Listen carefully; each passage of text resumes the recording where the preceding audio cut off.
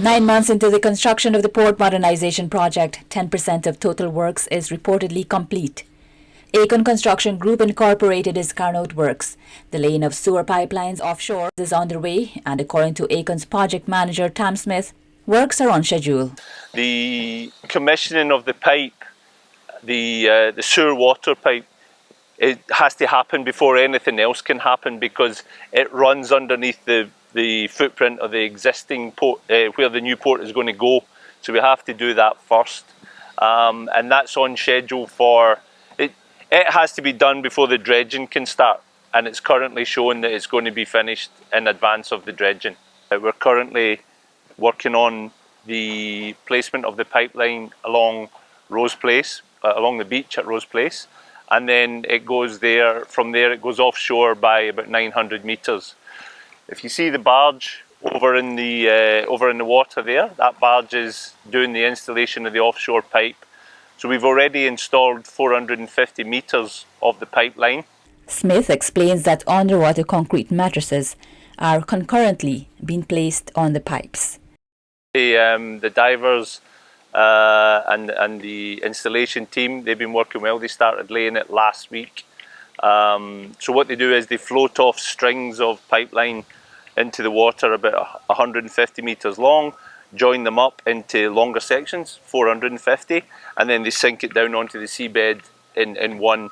It means that the divers are not trying to joint things underwater, which is a lot more difficult than on the barge. Meanwhile, the project manager clarifies that Rose Place is not where the new cargo port will be built, but rather construction is being done there to be used as laydown space, where eventually a temporary jetty and a bridge will be built. That land will be used to store the piles that will be used for the new port.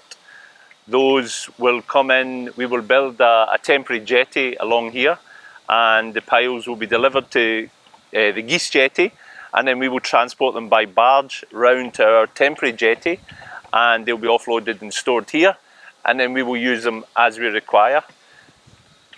What we got here is to transport them from the storage area, we have to put in a temporary bridge across the existing river that runs down McCoy Street, so that we don't have to go onto the public roads.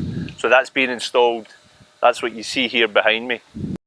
In about 3 months' time, the reclamation of land will commence where the new port will be constructed. So that's, as I said, it's about 1 million cubic metres of material, and that will extend out 130 metres long, and from the corner here at McCoy to the Fisherman's Jetty. So once that happens not